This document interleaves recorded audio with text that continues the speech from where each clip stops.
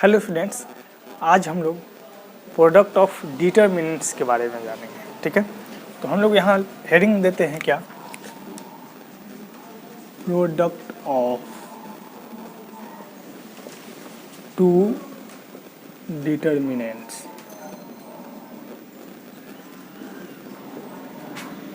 Of same order. हम लोग determinant का जो भी अभी प्रोडक्ट देखेंगे वो ऑर्डर उसमें इम्पोर्टेंट है, सेम होना चाहिए। ठीक है, हाँ। तो मान लेते हैं ऐसा है कुछ, हम लोग थर्ड ऑर्डर के लिए देखते हैं। थर्ड ऑर्डर के लिए, क्योंकि हम लोग के पास ज़्यादातर थर्ड ऑर्डर का ही डिटर्मिनेंट आएगा 12th में। फोर्थ ऑर्डर का तो आना नहीं है, थर्ड ऑर्डर का आएगा और सेकेंड ऑर्डर का आएगा। तो हम लोग थर्ड ऑर्डर के लिए पढ़ लेते हैं, तो सेकेंड ऑर्डर अपने आप हो जाएगा। ठीक है, तो मान लेते हैं ऐसा है A1 B1 C1, A2 B2 C2, A3 B3 C3। एक डिटर्मिनेंट ये है डेल्टा 1, मान लेते हैं ऐसा। एक है डेल्टा 2, ऐसा X1 Y1 Z1, X2 Y2 Z2, X3 Y3 and Z3, ऐसा है। ठीक है, हम लोग को डेल्टा 1 इंटू डेल्टा 2 निकालना है, दोनों को प्रोडक्ट करना है। ठीक है, तो क्या करते हैं, इसको फिक्स कर देते हैं। ठीक है, और फर्स्ट इससे मल्टीप्लाई करते हैं, देन इससे, और उसके बाद इससे मल्टीप्लाई। ठीक है, कैसे करते हैं यहाँ देखिए। A1 को X1 के साथ, तो ये हो गया A1 X1, ठीक है, plus B1 Y1 plus C1 Z1, ठीक है। फिर इसी को इसके साथ, तो यहाँ लिखेंगे A1 X2 plus B1 Y2 plus C1 Z2, ठीक है। फिर इसी को इसके साथ, तो लिखेंगे A1 X3 plus B1 Y3 plus C1 Z3।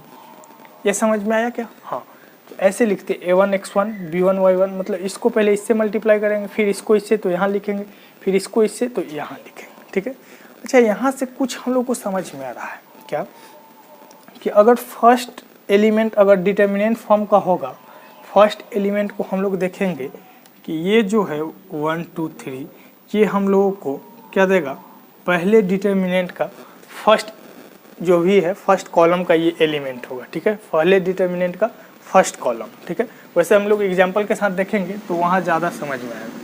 ठीक है, फिर इसी से A2 X1 plus B2 Y1 plus C2 Z1, फिर इसी तरह से A2 X2 plus B2 Y2 plus C2 Z2।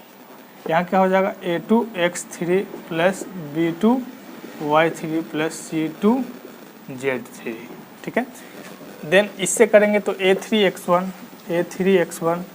Plus B3 Y1 plus C3 Z1। ये क्या हो जाएगा, A3 X2 plus A3 Y2 plus B3 Y2, ये C3 Z2।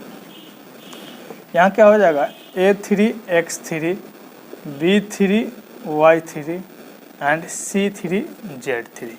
ऐसे करते हैं, पहले इसको इससे मल्टीप्लाई करके यहाँ लिख लेंगे, फिर इसको, फिर क्या करेंगे, इसको ये सभी से मल्टीप्लाई करके यहाँ लिखते जाएंगे, फिर इस कॉलम को मल्टीप्लाई करेंगे इसके क्या, first column, second column, third column के साथ, ये रो है ना, हाँ, इस रो को इस रो से मल्टीप्लाई करते हुए यहाँ लिखेंगे। ठीक है, तो इस तरह से हम लोग देखते हैं कि डिटर्मिनेंट को मल्टीप्लाई करते हैं।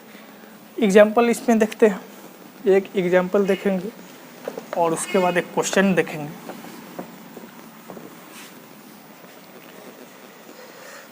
तो ऐसा है, मान लेते हैं हाँ 1 2 5 6 2 -1 3 5 -2 ये है, और मल्टीप्लाई करना है -1 2 0 3 5 9 0 0 6, ऐसे इससे मल्टीप्लाई करना। ठीक है, तो मल्टीप्लाई करके क्या होगा हम लोग यहाँ देखते हैं। तो सबसे पहले हम लोग को इसको फिक्स कर लेते हैं और इसके साथ मल्टीप्लाई करते हैं। 1 माइनस वन 6 इंटू 3 तो प्लस का 18 एंड 3 इंटू 0 तो ये हो जाएगा 0। ठीक है, हाँ। अब इसको यहाँ करेंगे, इसमें मल्टीप्लाई, तो ये देखेंगे 2 इंटू 1 2, 5 इंटू 6 30, 3 इंटू 0 0। अब इसी को इससे मल्टीप्लाई तो ये हो जाएगा 0, और फिर 6 इंटू 9 54 एंड 3 इंटू 6 18। क्लियर, हाँ। इस तरह से करेंगे। अब इसको इससे मल्टीप्लाई करें तो -2 प्लस 2 इंटू 3 6, 5 इंटू 0 0। ठीक है, हाँ। अब क्या करेंगे, इसको इससे मल्टीप्लाई तो 2 इंटू 2 4, 5 इंटू 2 10 एंड ये 0। फिर इसी को इससे मल्टीप्लाई तो ये 0 प्लस क्या लिखेंगे 9 इंटू 2 18, 5 इंटू 6 30। ठीक है, इसको अब इसके साथ मल्टीप्लाई तो -5 -3 ये 0। ठीक है, फिर इसको इसके साथ मल्टीप्लाई तो 10 -5 एंड 0।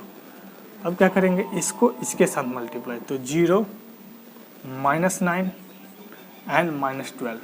ये मेरा जो है आंसर है। ठीक है, आगे थोड़ा सा बढ़ाते हैं और इसको देखते हैं। तो ये है 18 - 1 17, ये है 6 - 2 4, ये है -5 -3 -8।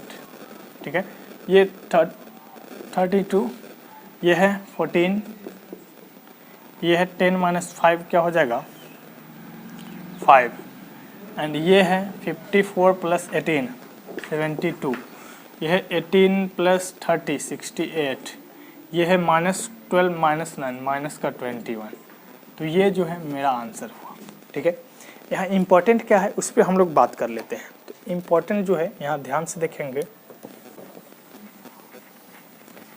एक एग्जाम्पल के साथ इसको आगे बढ़ाएंगे।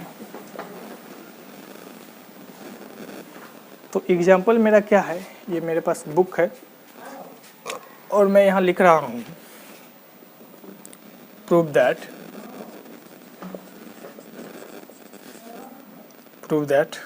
the determinant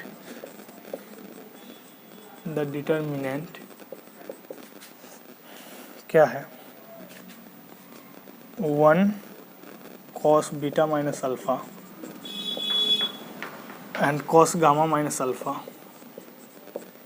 ये क्या है cos अल्फा माइनस बीटा, ये है 1 cos बीटा माइनस गामा, ये है cos अल्फा माइनस गामा, ये है cos beta minus gamma and ये 1। ऐसा डिटर्मिनेंट है। Is a perfect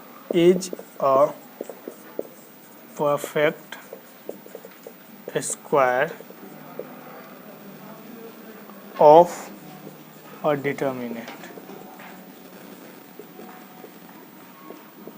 and find its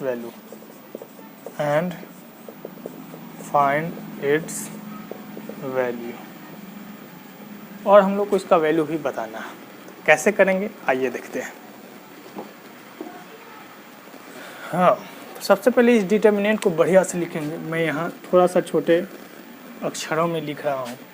इस 1 को तो अभी कुछ नहीं जानते तो 1 ही रखेंगे। ये cos बीटा माइनस अल्फा का फॉर्मूला हम लोग जानते हैं, क्या होता है cos beta cos alpha plus sign beta sine alpha. ठीक है, ये cos गामा माइनस अल्फा तो ये हो जाएगा cos gamma cos alpha plus sign gamma sine alpha. ठीक है, ये साइन अल्फा है। ये 1 तो ये ठीक है। cos अल्फा माइनस बीटा को क्या लिखेंगे cos alpha cos beta plus sine alpha sign beta. ठीक है, ये 1 को 1 लिखेंगे। ये cos beta minus gamma cos beta cos gamma plus sign beta sine gamma. ठीक है, ये cos अल्फा माइनस गामा को लिखेंगे cos alpha cos gamma plus sine alpha sign gamma. यहाँ लिखें cos बीटा माइनस गामा को लिखेंगे cos beta cos gamma plus sign beta sine gamma, ये 1, इस तरह से ये दिया हुआ है। अब इससे हम लोग को वो स्क्वायर वाले डिटर्मिनेंट बनाना है, ठीक है। इस 1 के बारे में सोचते हैं। अच्छा, ये थर्ड ऑर्डर का डिटर्मिनेंट है, तो सभी एलिमेंट में 3-3 टर्म होना चाहिए, तो वही तो ऐड होकर आएगा ना। तो 3-3 टर्म के रूप में भी लिखना होगा हम लोग को। यहाँ से मैं लिखता हूँ इस 1 को, एक कॉस अल्फा है, साइन अल्फा, इस 1 को हम लोग लिख सकते हैं cos square alpha plus sine square alpha. Cos square alpha को लिखते हैं cos alpha, sine square alpha को लिखते हैं साइन अल्फा, और कुछ तो है नहीं तो 0 इंटू 0 लिख देते हैं लास्ट वाले टर्म को, ठीक है। 0 इंटू 0 ये रहने देते हैं cos alpha cos beta plus sine alpha sign beta. इसमें भी एक टर्म नहीं है, मिसिंग है, तो उसको 0 इंटू 0 लिख दिए। Cos alpha cos gamma plus sine alpha sign gamma, एक टर्म नहीं है तो 0 इंटू 0 लिख दिए। क्लियर? हाँ, ये cos beta cos alpha plus sign beta sine alpha plus 0 into 0 लिख दिए। इसको थोड़ा सा और एक टर्म और लिखना है तो मैं यहाँ लिखता हूँ cos beta cos alpha plus sign beta sine alpha plus 0 into 0, ठीक है। ये 1। अब इस 1 को क्या लिखूँ, कॉस बीटा यहाँ साइन बीटा, तो cos square beta plus sine square beta, cos beta plus sign beta plus 0 into 0। इसको एज इट इज रहने देंगे, cos beta cos gamma sign beta sine gamma 0 into 0। ये इसको लिखेंगे cos gamma cos alpha plus sign gamma sine alpha plus 0 मतलब 0 into 0, ठीक है। ये भी है cos beta cos gamma plus sign beta sine gamma plus 0 into 0। ये 1 को लिखेंगे कॉस स्क्वायर गामा मतलब cos gamma into cos gamma plus sign gamma into sine gamma plus 0 into 0, ठीक है, ऐसा कुछ। अब यहाँ से देखते हैं। अच्छा, यहाँ देखते हैं क्या, यहाँ जो एलिमेंट रहा होगा ये कॉस अल्फ़ा, फिर यहाँ जो रहा होगा ये साइन अल्फ़ा, और ये 0 रहा होगा, ठीक है। हाँ, अच्छा, ये कॉस अल्फ़ा फिर कॉस अल्फ़ा से ही तो मल्टीप्लाई हो गया, कॉस इंटू कॉस दिया है, तो यहाँ भी कॉस अल्फ़ा रहा होगा, यहाँ साइन अल्फ़ा एंड यहाँ 0, इस तरह से, ठीक है। अच्छा, ये जो एलिमेंट है ये कैसे मिलता है, तो ये एलिमेंट मिलता है इस रो को सेकेंड रो के साथ मल्टीप्लाई करने पे, ठीक है। हाँ, तो देखिए, तो कॉस अल्फ़ा तो है यहाँ, ठीक है, कॉस अल्फ़ा है, कॉस बीटा मतलब कॉस बीटा यहाँ रहा होगा, ठीक है। फिर यहाँ क्या है, साइन अल्फ़ा तो ये है, साइन बीटा यहाँ रहा होगा, ठीक है, ये 0 तो ये 0 रहा होगा, ठीक है, इस तरह से। यहाँ देख लेते हैं तो ये एलिमेंट कैसे मिला हो, तो ये इसके साथ यहाँ जो थर्ड रो होगा उसको मल्टीप्लाई करने से ये मिलता है। तो कॉस अल्फ़ा और क्या है, कॉस गामा है, इसका मतलब यहाँ कॉस गामा रहा होगा। क्लियर है? हाँ, ये साइन अल्फ़ा तो है, ये साइन गामा है, तो इसका मतलब यहाँ साइन गामा रहा होगा, ये 0 तो ये 0। तो सेकेंड डिटर्मिनेंट का हम लोग को एलिमेंट्स के बारे में पता चल गया है कि cos alpha sine alpha 0, cos beta sine beta 0, cos gamma sign gamma 0 है।